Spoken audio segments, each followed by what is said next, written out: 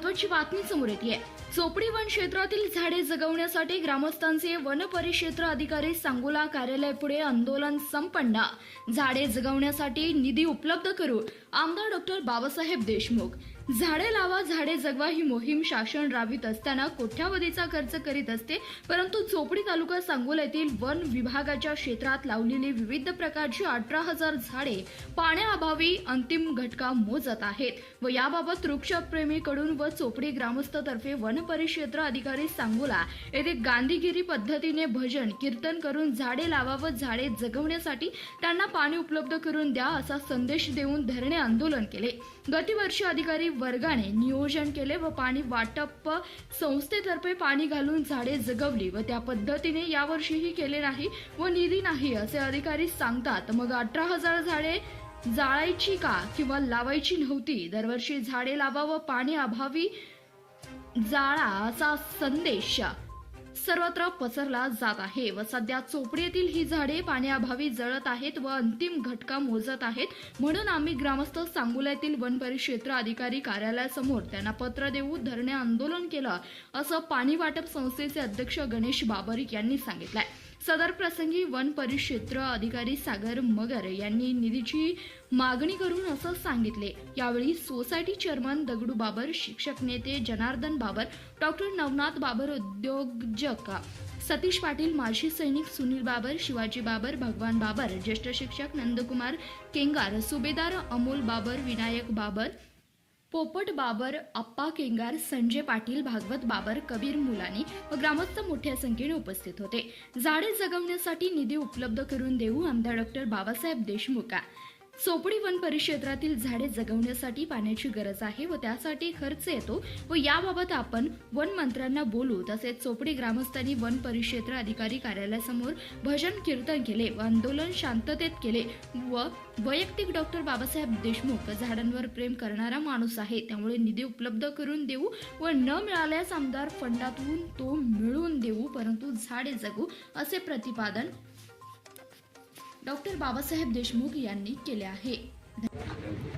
साहेब, असे बऱ्याच ठिकाणी प्रश्न आहेत की जिथं झाडे आता मरणाच्या ह्याच्यावर आहेत, जिथं पाणी आता उपलब्ध नाही आहे। सध्या प्राण्यांचीही तीच अवस्था आहे, तळे असून तिथं पाणी नाही, तर त्यावर आता तुम्ही काय उपाय? पण विधानसभेच्या अधिवेशनात सुद्धा वारंवार आमच्यासारखे सहकारी, आमचे सहकारी आणि आमच्यासारखे लोकप्रतिनिधी वारंवार हा मुद्दा उपस्थित करतात। संबंधित सन्माननीय गणेशजी नाईक साहेब त्यांच्याकडेही आपण हा मुद्दा उपस्थित केलेला आहे आणि जास्तीचा लागणारा जो निधी आहे, म्हणजे झाडे जगवण्यासाठी पाण्याची गरज आहे, पाणी उपलब्ध करून देणारं आसपासचं गाव असतं आणि ते पाणी तिथून उचलून झाडांना घालण्यासाठी येणारा जो खर्च असतो तो एकतर DPDCतून मिळतो, नसेल तर मंत्रालयातून उपलब्ध करणं गरजेचं आहे। विविध स्कीमच्या माध्यमातून ही झाडं लावली जातात। काही स्कीममध्ये पाण्याची त्या येणाऱ्या पाणी घालण्यासाठी येणाऱ्या खर्चाची तरतूद नसते, काही स्कीममध्ये ती तरतूद असते। ज्या स्कीममध्ये तरतूद नसते त्या स्कीमसाठी DPDCतून निधी उपलब्ध करून द्यावा लागतो। हा भाग झाला एक।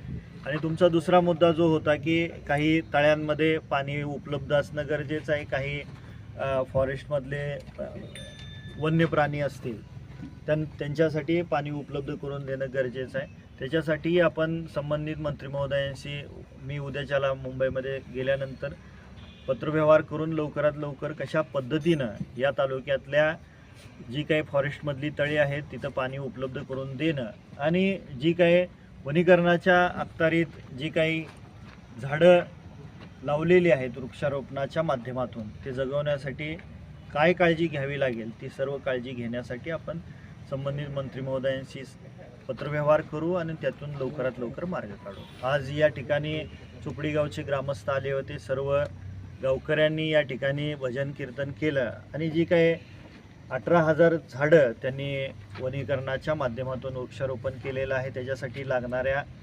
पाण्यासाठी जो निधी उपलब्ध करायचा आहे तो आपण DPDCच्या माध्यमातून करतोय। समजा नाही तिकडून उपलब्ध झाला लवकरात लवकर तर माझा आमदार फंड असेल आणि CSRचे जे काही कंपन्या मदत करतात त्या माध्यमातून आपण करू. साहेब 15 दिवसात जर नाही उपलब्ध निधी झाला तर ही झाडं जळतील असं लोकांचं मत आहे यांचं. वैयक्तिक बाबासाहेब देशमुख हा वृक्षारोपणासाठी माझा तो आवडता मुद्दा आहे आणि मी झाडांवरती प्रेम करणारा व्यक्ती आहे. माझ्या खिशातून मी माझ्या जो आमदारकीचा जो पगार येतो त्यातून मी या धन्यवाद सर, धन्यवाद. पाण्याच्या खर्चासाठी तो पगारातून पैसा दिला जाईल.